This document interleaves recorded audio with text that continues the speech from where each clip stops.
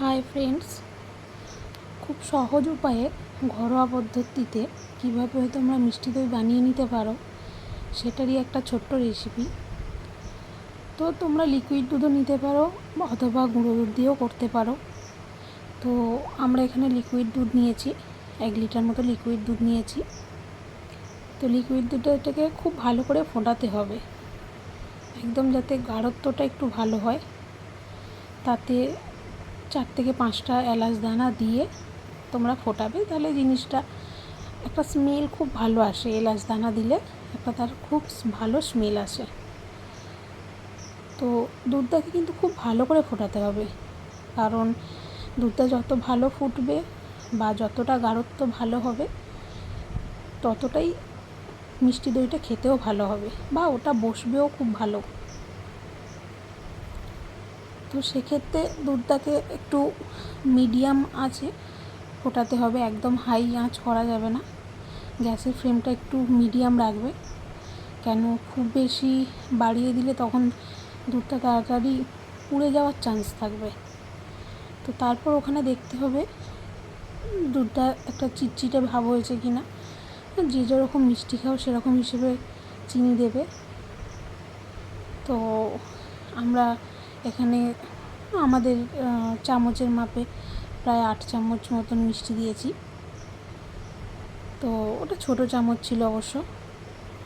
তারপরে সেটাকে দেখতে হবে যে চিটচিটে কেমন হয়েছে। তারপর কিছুটা ঠান্ডা করার পর আগে থেকে একটু কেনা মিষ্টি দই ছিল সেটাকে ভালো করে ফাটিয়ে নিয়ে ওই দুধটাকে একদম হালকা কুসুম গরম থাকবে সেই অবস্থায় দুধটার সাথে মেশাতে হবে। তো মেশানোর পর আবার সেটাকে ভালো করে ফাটিয়ে নিতে হবে যাতে কোনো দানা দানা না থাকে, কেননা একদম দানা দানা থাকলে সেটা আবার মুখে লাগবে জিনিসটা। তো তারপর সেটাকে আরও ভালো করে ফাটিয়ে নিয়ে দুটো ভাঁড় বা যে কেউ যদি নর্মালি কোনো প্লাস্টিকের ডিপেটেও বসাতে চায় তাতেও হবে। তো আমরা ভাঁড় নিয়েছিলাম, আমার কাছে ভাঁড় ছিল। তো সেই ভাঁড়ে মা ভালো করে ভাঁড়গুলোকে ধুয়ে রেখে দিয়েছিল, মাটির ভাঁড়। তো সেই ভাঁড়ের মধ্যে মা ওই দুধটাকে দইয়ের সাথে মেশানোর পর ওটাকে ওই ভাঁড়ের মধ্যে দিয়ে দেবে। তো যতটা পারো একটু ফাটিয়ে নেবে, কেননা ফেটিয়ে নিলে জিনিসটা খুব ভালো হবে, মানে ওটা দইটা বসবেও খুব ভালো। তো এবার ওটাকে ফেটিয়ে নেওয়ার পরে মা তখন কি করলো, ওটাকে ওই ভাঁড়ের মধ্যে দিয়ে দিল। তো ভাঁড়ের মধ্যে যখন দেবে তখন দেখে নিতে হবে যাতে ভাঁড়টা পরিষ্কার আছে কি আর দুধটা একটু ঠান্ডা হয়েছে কি না, কারণ না দুধটা যদি একটু গরম থেকে যায় তাহলে জিনিসটা ভালো হবে না। তো দুধটা মা হাত দিয়ে দেখে নিল যে দুধটা মোটামুটি ঠান্ডা হয়ে গেছে। তো তারপরে মা ওই দুধটাকে নিয়ে,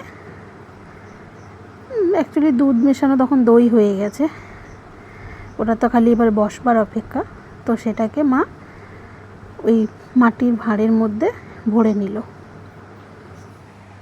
তো মাটির ভাঁড়ের মধ্যে ভরার পর তুমি এটাকে গরমও করতে পারো, কিন্তু আমরা ঘরোয়া পদ্ধতিতে একদম করছি বলি এটাকে কোনো গরম করব না। আমরা এটাকে আজকের সারা রাতটা চাপা দিয়ে রাখবো একটু গরম জায়গা করে, যাতে এটা বসে যায়।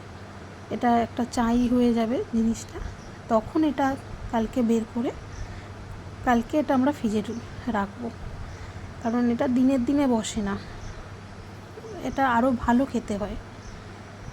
তো যেহেতু এটা একদম ঘরোয়া পদ্ধতি হচ্ছে ওই জন্য পুরো পদ্ধতিটাই দেখালাম, কেউ স্কিপ